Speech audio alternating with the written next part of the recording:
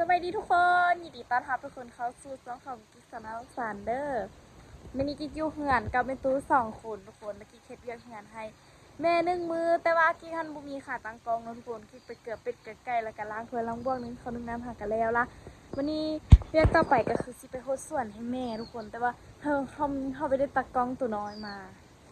นี่แล้ววันนี้กิ๊กก็สิมาโฮสส่วนให้แม่เพราะว่าแม่บ่อยู่ละมื้อนี้มันฮ้อนพิลึกพิโล เลยว่าสิมาโฮสส่วนให้แม่ทุกคนนี่อันนี้ก็ส่วนของแม่เนาะแต่ว่าป้าเบิ่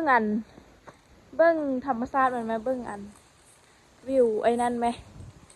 วิวท้องฟ้าบอกคักๆหนึ่งกิ๊กสิมาโฮสส่วนให้แม่เด้อทุกคนเด้อแต่ว่ากิ๊กให้ย่าจับกองให้กิ๊กมือไปกับแม่ฮันละมาเอาหอยมาปล่อยเสื้ออันนี้นะทุกคนเสื้ออันนี้ถือว่าตายหลายโตอยู่ทุกคนเพราะว่ามันเป็นปูนที่ว่ามันได้ตายนี่อันนี้เบียร์สตรอเบอรี่ต้นสตรอเบอรี่ฮันเช้านี่คือว่ามากินได้น้อยนึงก็มันมีสตรอเบอรี่ละซองดูยะเช้านี้ได้ลูกบักแดงหนึ่งหน่อยมีเทิงสินะมันสุกว่ะน้ำเครือบะเยอะไปเอายาจับกองไอ้กิ๊กดูสิคำละเลยจับดีๆเด้อกิ๊กสิมาขอทุกคนมาให้เพื่อนก่อนบ่มีค่าตัดกองเก็บสิเนี่ยยากว่ะยากใส่บ่วยทุกคนเก็บสิ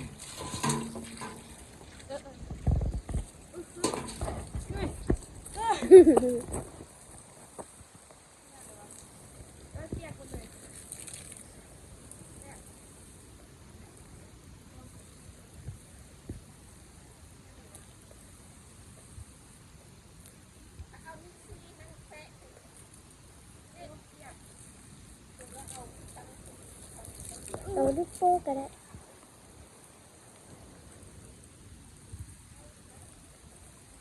รถสวนนะคะพักแม่จนมาสาย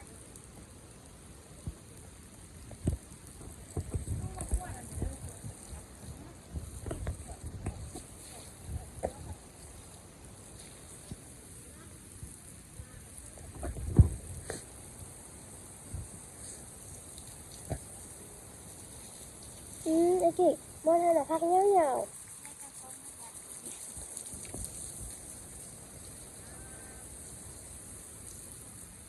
ที่บ้านเขาไอ้ร้านนี้แล้วเขาไปกินมันดูตัวอย่างเนาะ เลี้ยงนกมี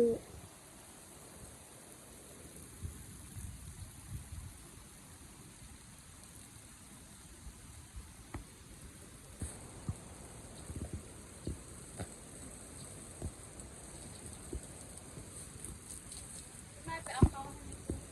นอนมาตัวมาแล้วเนาะ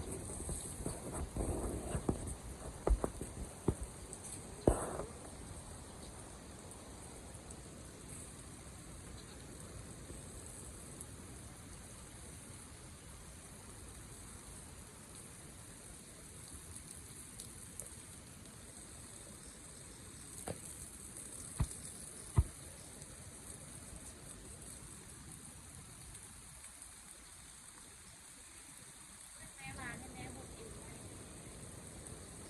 จะทำรถสลิงหัวละพอพูดมันตายวันแม่มาแล้วที่แม่เฮ็ดเองยากหัวไว้ที่บ้านที่อยากจับกอง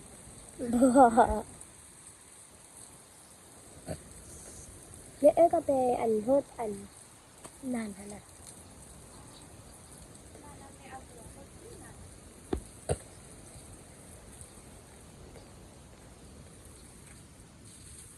น้ำมันแห้งเลยเนาะ ผู้เปียกไปเลยอะเอาแม่งไปยังเปียกนะ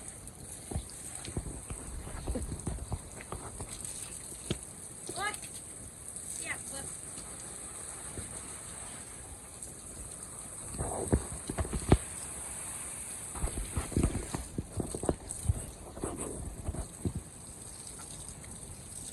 เลี้ยงมันก็เล่นไอ้กิ๊บอะไรล่ะ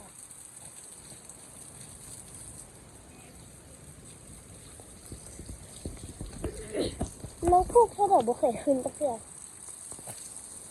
พวกมันมีตาอย่างเดียวน้องบูฮูปลูกมีแต่ตี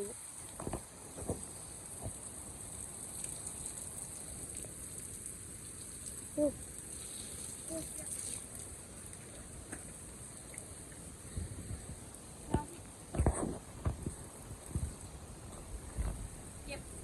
ผลเก็บค่าตั้งกล้องจากค้างทางมา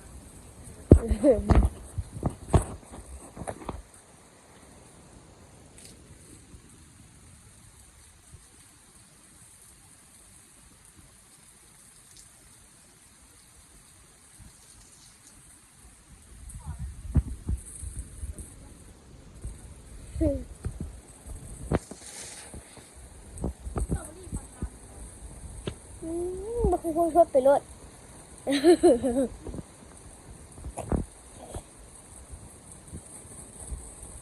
เนี่ยสตรอเบอรี่ได้เบื่อบางอย่างไงเออ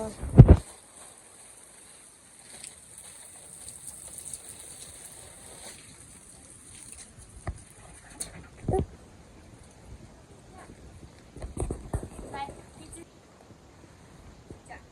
ให้ได้สิบอกให้ระยะมะ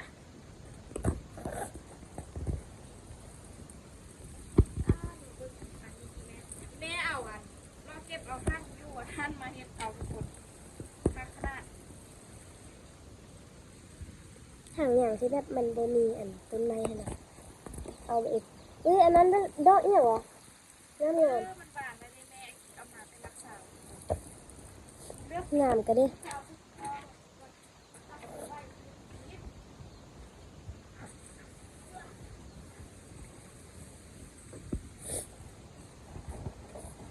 มีฮอดผักบงเสยมีฮอดผักบงอืม ทุกคนแม่หายคักข่าวของแม่ถือว่าตายเลย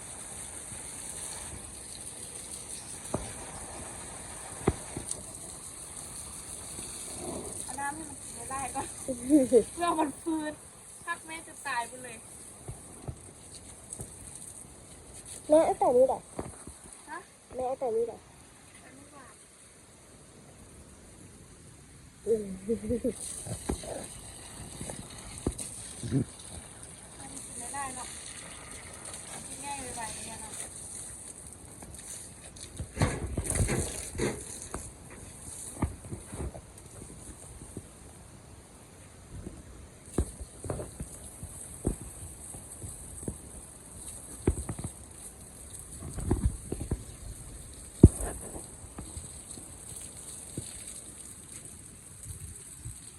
ไม่ใช่นะ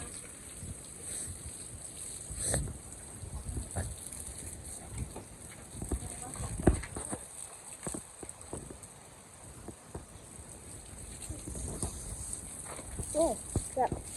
กับลม เว้ยยังกินเอาน้ำให้ในตัวเข้าหนาที่เอาไปใส่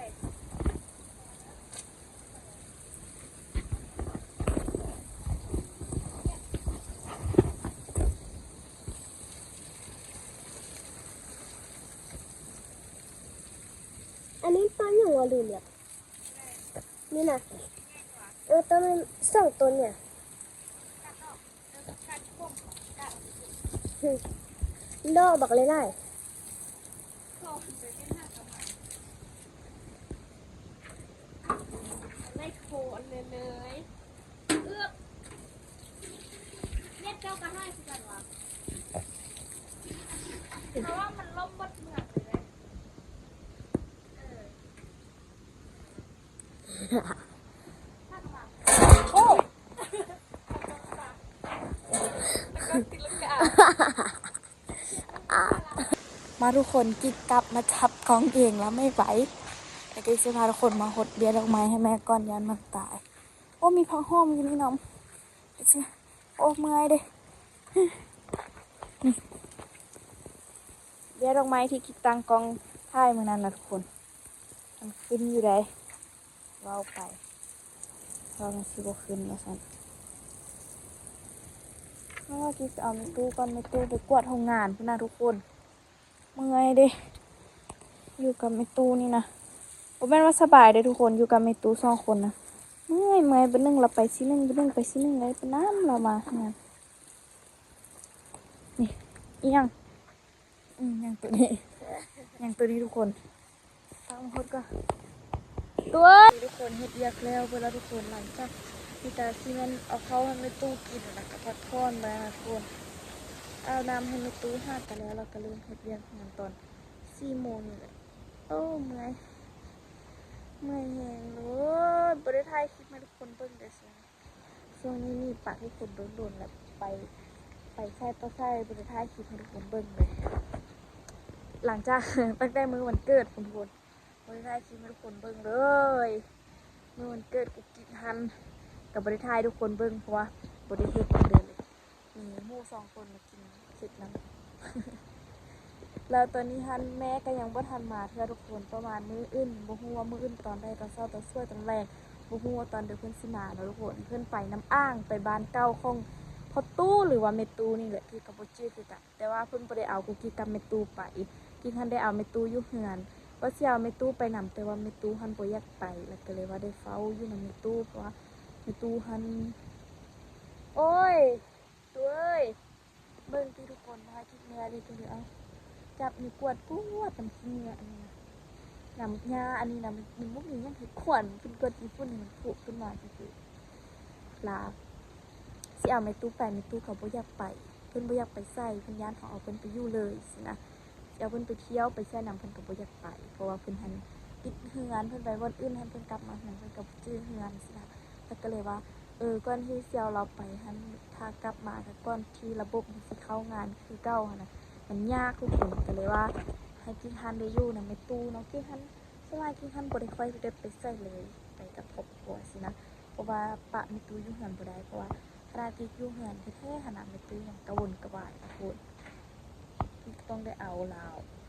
คือตำเดึกจังสินะเราสิมักมาไขประตูทุกประตูเลยแล้วก็แก๊กมือนึงฮันเราเคยออกมาอยู่นอกเฮือนแล้วเราห้องกินกับบดี้ว่าไปไขประตูให้แน่ประตูให้แน่ไปสิแล้วจนว่ายานเลยตัวนั้นนะทุกคนเรามาอยู่นอกนะแล้วก็เลยได้มาไข่เอาเล้าแล้วก็แล้วเราเข้าไปอยู่เฮือนคืนแล้วก็เร็วไปใช่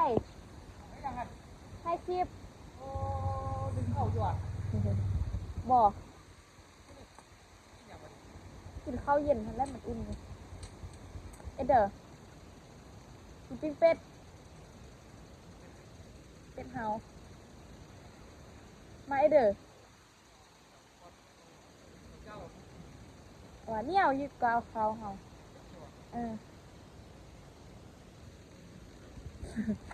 เข้าละ ยังมีทุกคน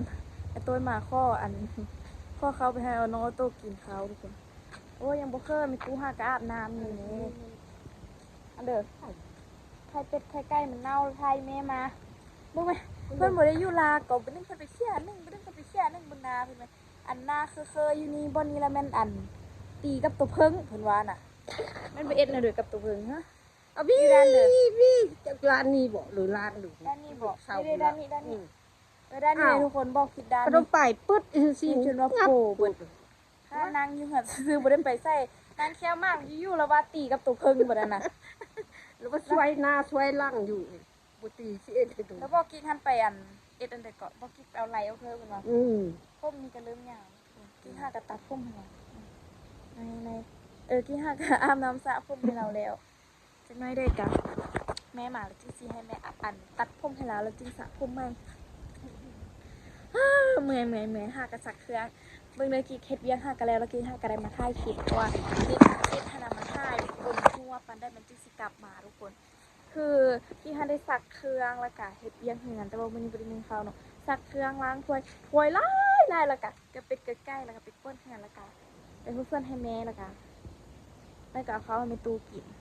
แต่ว่าเขาหันบ่ได้แต่งแล้วทุกคนกิ๊กแต่งแล้วมื้อสวยนี่กิ๊กก็ร้อนเหือนอยู่เด้อทุกคนกิ๊กเฮ็ดกินให้แม่ตู้ก็เป็นมื้อเช้านี่กิ๊กเฮ็ดออกซีนใส่ผักแล้วมื้อคืนนี่กิ๊กเฮ็ดคั่วผักใส่ซีนแล้วก็คั่วซีนใส่ผักแล้วก็ทอดซีนละมื้ออื่นเช้านี้บางเทื่อก็น่าจะแม่นคั่วซีนใส่ผักคือเก่าหรือว่าสิไปเบิ่งน้อยอยู่ข้างในสวนอยากกินแกงน้อยอยู่แต่ว่าบ่ฮู้น่ะสิเฮ็ดทุกคนถ้าแม่มาก่อนให้แม่แกงให้กินหรือว่าสิแกงกินเองมื้อเช้านี่แหละทุกคนมื้อนี้สิตื่นแต่เช้าเมื่อคืนนี้มื้อเช้านี่บ่ได้ค่อยตื่นเช้าปานใดเวียกเลยหลาย ข้าวโกนเบิ่งอันนี้ไหมหมอปูลูกจุกกินถ้าทุกคนกี้ก็แค่มาทักทาย PFC ซื้อเด้อ PFC อย่าฟ้าลืมน้องกุ๊กกิ๊กเด้อทุกคนแต่มื้อหน้ากี้จะมาถ่ายคลิปให้ทุกคนเบิ่งใหม่เด้อมื้ออื่นมึงเทื่ออาหารเจอเมนูแกงหน่อไม้ให้แม่ตู้กินแต่ว่ากิ้งหันเป็นคนมากกินแกงหน่อไม้ซื่อๆแต่ว่ากี้กินแล้วกี้ต้องได้กินยาดีกับเพาะเพราะว่ากี้กินแล้วเฮ็ดให้กระเพาะกี้อืดทุกคนแล้วก็เลย แต่ก็ยังยากคือเก่าทุกคน แต่ว่าก็ทำใจหน่อยนึงแล้วเริ่มตัดมันออกจากกินหน่อยนึงแล้วพอกินเจ็บกระเพาะแล้วก็คือ เดี๋ยวกิ๊กไปหาข้าวหาน้ำให้แม่ตู้กินก่อนทุกคนเบิ่งกองทิ้งมาป่านนั้นนี่มาในอันร้องสารมองทุกคนเอ้ยเว้ายังไปกับบ่ได้ยินเสียงในคลิปนี้กิ๊กไปก่อนเด้อทุกคนเด้อเจอกันในคลิปหน้าคลิปนี้อาจจะไร้สาระในนิดนึงกับมาทักทายพี่PFCเพราะว่าคิดฮอตพี่PFCแล้วบ่ได้มีเวลาถ่ายคลิปทุกคนเบิ่งเลยคอนเทนต์โบแลนด์เขาหาหรือสักนิดแล้วคลิปนี้กิ๊กไปก่อนเด้อทุกคนบ๊ายบาย